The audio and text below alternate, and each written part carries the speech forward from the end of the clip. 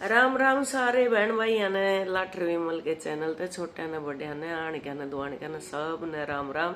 और सावन भाई लगे रहा है सावन का मैं भी जहां हमने गीत मल्हार गाने चाहिए, जहां हमने कहनी चाहिए मीठी तो कर देरी मेरी माँ को थली हारी जावांगे बेबे कैले सैया नरी झड़ी ला दे। सैया राम को बोलते हैं, सैया स्वामी को बोलते हैं, सैया जो रक्षा करे उसको बोलते हैं। और परिस्थिति के अनुसार इसके मीनिंग दिए जाते हैं। तो कहीं कहीं पर कहते हैं कि बादल आवे घूमता, क्या है की कर दो रे बेटा कोथलिया रे, क्या है की बांधो रे तीड़, सैया ने झड़ला दिया या बादल आवे घूमता। तो इन्हीं के साथ कहा हमें जब विदेश से पति आते हैं, कोयल कूके कूक उठाए यादों की बंदूक चलाए, बागों में सावन के झूले फिर से आए रे, घर आजा परदेसी तेरे याद सताए रे। कहाँ पर हमने ये गाने चाहिए, लेकिन इसी तरह एक विरहनी अपने पति का इंतजार कर रही है। वो बार बार कह रही है कि सावन आया, कोयल बोल रही है, मल्हार गा रही हैं कि तुम कहाँ पे पड़ के सो गए, परदेसी किते पड़ के सो गया, ले बादल की ओटे। पता नहीं बादल की ओट लेके कहाँ पे वो पड़ के सो गया। ये कहानी है मोनू यादव की। मोनू जो कि एक बच्ची की माँ है और उसके पति विदेश गए थे। विदेश जाके कमाना आज से नहीं, हमारी पुरानी रीत रही है।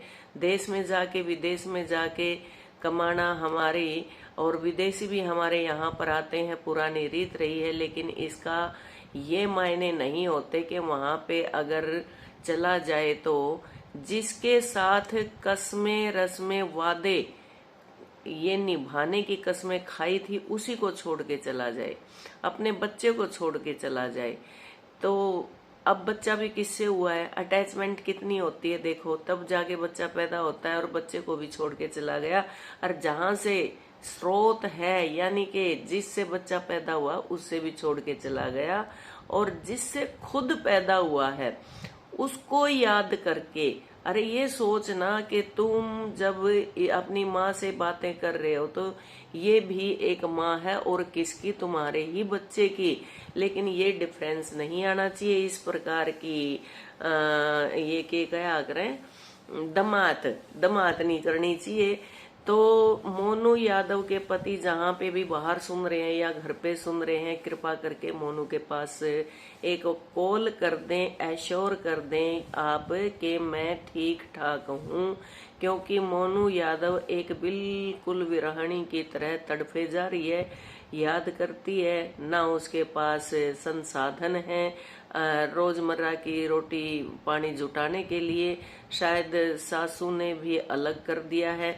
और उससे बड़ी गलती तो मैं जब बेटा भेज दिया है और अपने दम पर बहू को रखा है अपने पास, तो उन्होंने अपने पास रखकर और दिलासा देनी चाहिए, जबकि उनके पास अपने बेटे के फोन आ रहे हैं, बेटी सब कुछ ठीक ठाक है, बात करवानी चाहिए और कहना चाहिए, दिलासा देनी चाहिए कि हम हैं तेरे साथ। लेकिन सास ने भी उसको निकाल दिया, घर से बाहर निकाल दिया।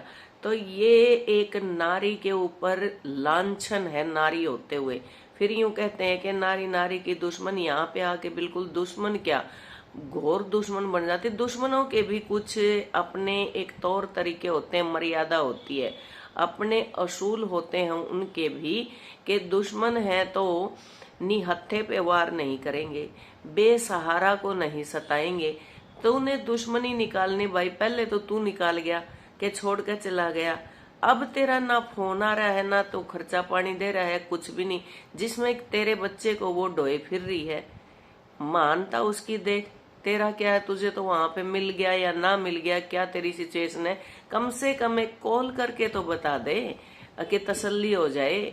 और नारियां तो हमेशा इंतजार में ही, जो फौज में है वे फौजन बहन भी सिर्फ एक फोन के इंतजार में अपनी सारी जिंदगी निकाल देती हैं। जो विदेश में जाते हैं वे भी अपनी जिंदगी एक सिर्फ वार्तालाप के आधार पे निकाल देती हैं। लेकिन आपका ऐसा क्या हुआ है कि आप अपनी माँ के पास फोन कर रहे हो और मोनू के पास नहीं कर रहे? ये बहुत बहुत गलत बात है। तो मोनू बेटा, आप धैर्य से काम लें और जो भी होगा सुमित्रा बहन और हमारे यूट्यूब सरपंच बिमला दलाल आंटी लग रहे हैं और बिल्कुल ही आपका समाधान करने के लिए वो जल्दी ही पहुंचेंगे। तो इधर से कल भी मैंने बताया था, कहानी आती है उर्मिला ग्रेवाल की। अब उसका क्या दोष था? सारी जिंदगी तो वहां पे बिता दी, बच्चा पैदा किया, अबॉर्शन हुआ, अबॉर्ट हुआ, मिसकैरेज हुआ, उसकी मार खाई, पेट पे खाई, लात गुस्से खाए, उसको पैसे की तंगी, जिल्लत, यानी कि सास ननंद ना जाए और फिर वो कह दें कि नहीं इसको तो छोड़ दे रहे, इसको तो छोड़ दे भाई, ताम तारक जब घर बसा रही हो तो इन बच्चों के दिमाग में क्यों भरती हो इसको छोड़ दे। आपको क्या प्रॉब्लम है? फुफ्फस को क्या प्रॉब्लम है? ननदों को क्या प्रॉब्लम है? सोनल जैसी वादियों में जाके भी, सोनल सुना होगा आपने, पहाड़ी एरिया है, बहुत खूबसूरत जगह है जहां पर पर्यटक घूमने जाते हैं और वहां जाके वो एक दिन का मौका मिला है कि हमारे घर में लक्ष्मी आई है, वो तो छोड़ो, वहां पे जाके भी किसको कान भर रहे हैं और वहां पे भतीजा उनका मुकेश फिर भी स्टैंड ले रहा है। लेकिन 3 जनी ऐसी पीछे पड़ गई, यूं कर दे जापा का यो वह है, हम तारा बनया होया को नहीं खाऊ, अरे ना बनया होया खाओ तो हम जापा वाली का करना रही हो के इस पर बना के खुआना रही हो। न्यू कहा कर गऊ गार में होया करे, जापा वाली का तो भी इतनी सेवा कर देना, गर्भवती महिला और जापे में सेवा कर दे तो गौगार में तो काटनी हो, इतना पुण्य लग गया करे। लेकिन तारी बुद्धि कहाँ पे सटक जाती है, कहाँ चली जाती है? वैसे तो डिंगे मारती रहती हैं। फूफस बताई जा रही है कि मैं टीचर हूँ। अगर आप टीचर हैं तो बच्चों को क्या यही शिक्षा देती होंगी?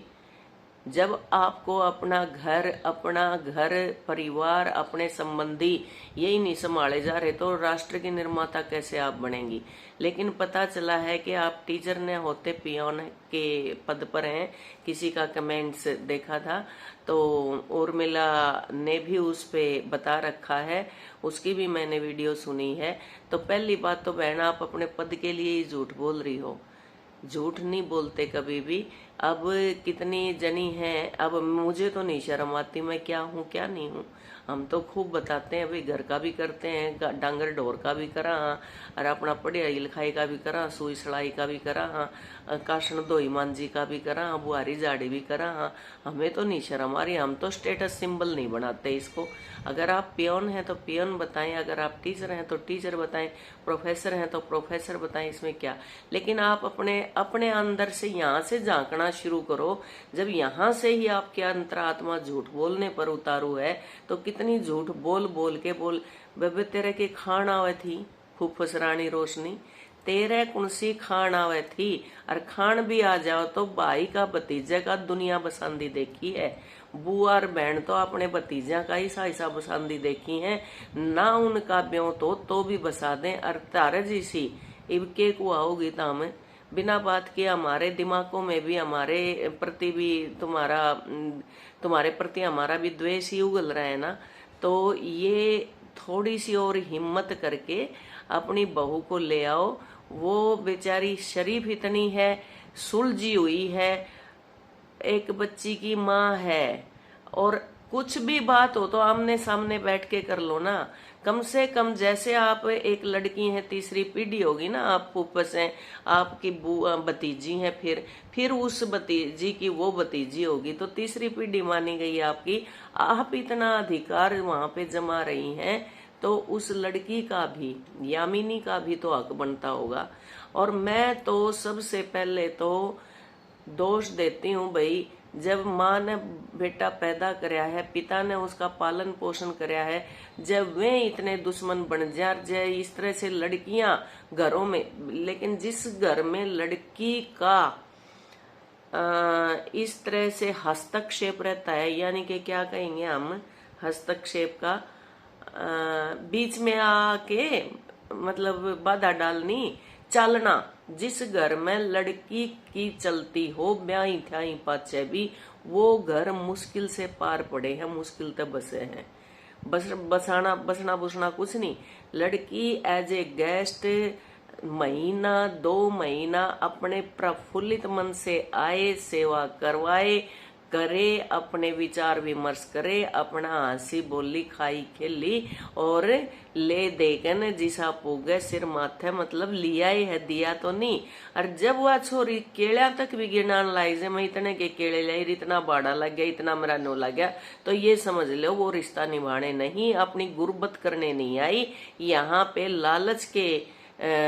लालच को हाथ में लेते हुए, दिमाग में लेते हुए, बुद्धि में लेते हुए, लालच से भरी हुई वो आई है कि यहाँ से मुझे क्या मिलेगा। अरे दे रख्या अगला घर, दे रख्या ब्याह राखी, उड़े किले हैं, उड़े जो भी नौकरी मिल रही है, जो भी प्रॉपर्टी है, वो आपकी ही तो है। या तो फिर आप भी आगे से आगे करो।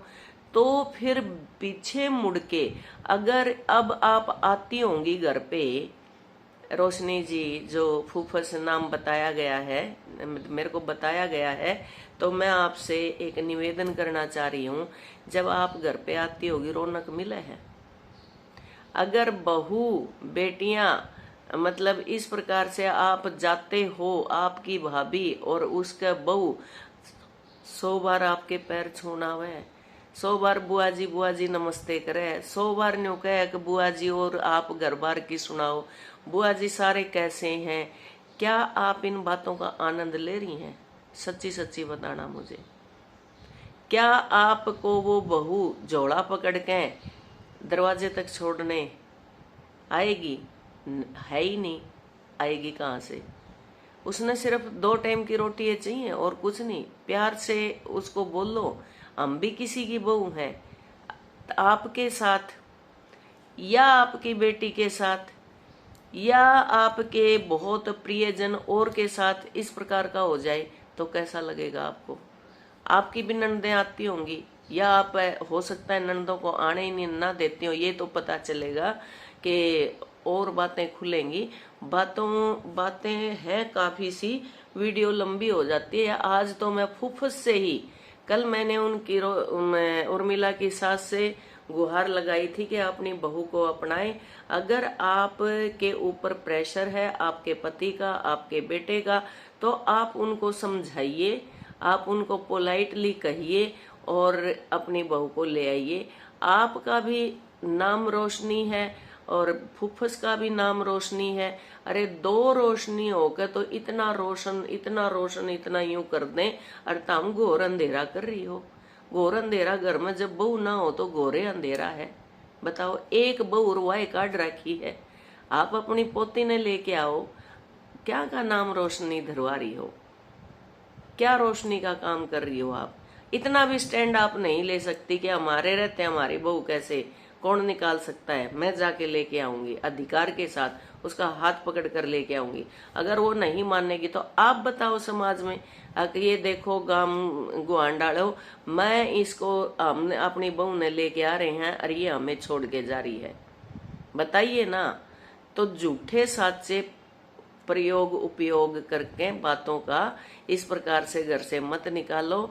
और सासू रानी, जब आप अपनी पोती को कलेजे से लगा के, आपकी कौन सी मजबूरी थी, आप कौन सी सर्विस करती थी, आप पोती को बड़े अच्छे से रखती भी थी, और उर्मिला आपको नौकरी करती थी तो आपको पैसा भी देती थी। हालांकि देखो, देना चाहिए या नहीं देना चाहिए ये तो एक सौदा हो गया, फिर भी वो आपका ख्याल रख रही थी, किसी भी प्रकार से करो, वो आपका ख्याल रख रही थी, आप उसका रख रहे थे।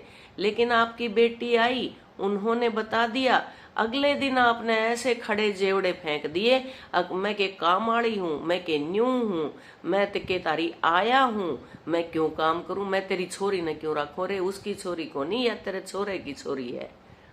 मूल तय ब्याज प्यारा होया करे, यह दुनिया कहती आई है और मैंने महसूस भी किया है। मेरे को भी अपने बच्चों के बच्चे बहुत प्यारे लगते हैं, कितना ही वो कर ले, मैं उनके अंदर ऐसा फील करती हूँ, ऐसा यूं ढूंढती हूँ मैं अपना बचपना कि मैं भी ऐसे ही करती हूँ। वो आनंद लेना सीखो ना। कितनी और आप ये करोगी, उसने ये कर दिया, ये नहीं दिया, वो नहीं दिया। अरे आपके घर में बर्तन होंगे, सोने को बिस्तर होंगे, खाने को रोटी होंगी, सुबह शौच के लिए वो इंतजाम भी हो रहे होंगे। उनको संवारिए, सजाइए और अपने विचारों को शुद्ध रख के। और फुफ्फस ने भी समझाओ आप, देख बड़ी मारत ही तेरी चाल पड़ी और अब बहुत ही कहने की जरूरत को नहीं तने। अपनी भाभी ननद की तो एक पीढ़ी तो उठ जाया करे, आप उसके बीच में रहो ना। आप दीवार बन के खड़े हो, अपनी बहू को क्यों कहने दे रहे हो किसी की? क्यों अपनी बेटियों को? फिर उनकी बेटियां ने भी सुनाया हो जाकर, अपनी बेटियां ने भी सुनाया हो आप जाकर ने। उनकी सास बर्दाश्त कर लेंगी अगर आप इंटरफेयर करेंगे तो इस प्रकार की बातें ना करो। बातें बहुत हैं हर घर में, हर घर में, हर घर में नहीं है, हर घर में। ये पता नहीं तुम जैसी सोच की किस प्रकार से ऐसी बातें कर देती हो। बहुत से घरों में जाके देखो, स्वर्ग भी है, उनको फॉलो कर लो आप। ये क्यों कह रहे हो कि भी हर घर में ऐसा होता है? फिर हर घर में ऐसा होता है तो फिर ये शादी ब्याह, इतना खर्चा वर्चा इकट्ठे करना, बारात बरूत लेके जाना, खत्म करो ना। फिर दूसरे भी ब्याह आपने क्यों करे अपने बेटे का? एक तो निपटारा हो गया था।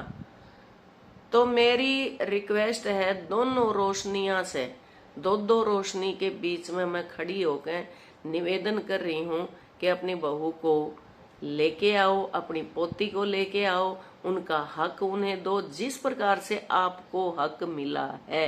अपनी जगह जगह पर वीडियो हो जाती है बहुत लंबी और किस्सा ये चलेगा कई दिन तक, क्या क्या उर्मिला के साथ बीता है और क्या क्या मोनू के साथ बीता है, आपके समक्ष हम लेके आते रहेंगे। और बहुत कुछ आ भी चुका है। आज फूफस की घटना थी, उधर से मोनू की ये थी। तब तक के लिए नमस्कार, हैव ए नाइस डे। क्या नाइस डे करें यार, न्यू कहेंगे एक बिल्कुल ये बात। और फिर भी आप अपनी राय देते रहिए, क्या इस प्रकार की घटनाएं समाज में होनी चाहिए? अगर इस प्रकार की घटनाएं होंगी तो क्या वो घर खुश होंगे? आप कमेंट बॉक्स में अपनी राय जरूर दीजिएगा, जिसका मुझे इंतजार रहेगा। Bye bye, take care, have a nice day, have a good day, thank you. Sawan का महीना फिर से ठंडी ठंडी फुहारों के साथ दिमाग को ठंडा करके और फिर हम इसी प्रकार के समाज का आयोजन करेंगे। हंस के रहिए, मिल के रहिए, हंसते रहिए, हंसाते रहिए, खिलते रहिए, खिलखिलाते रहिए, यही मेरा निवेदन है।